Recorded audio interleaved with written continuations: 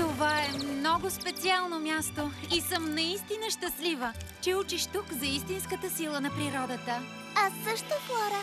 Около нас са троянтите. Хората дървета. Не са ли прекрасни? Да, такива са. Невероятно е. Толкова живот в едно докосване. Дано да стана талантлива, колкото теб, Флора. Здравейте, госпожице Фарагонда.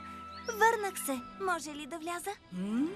Използвах заклинанията за говор и успях да я накарам да говори.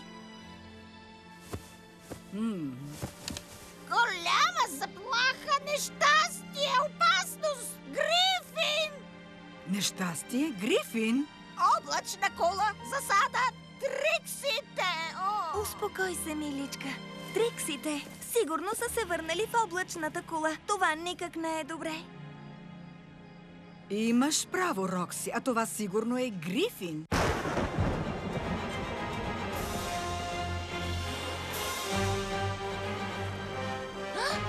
Флора, погледни! Това не е ли облачната кула?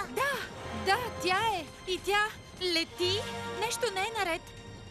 Хайде, трябва да кажем на останалите. Да побързаме, Миеле. Скоро ще завладеем всички колежи в магическото измерение. И никой няма да може да ни се противопостави. Първа спирка. Линфея. Селина, имаш ли някоя хубава история?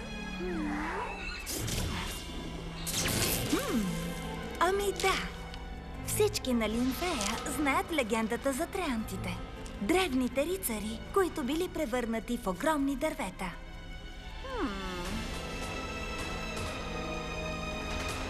Легендариум събуди троянтите от съня им и ги прати срещу Линфея.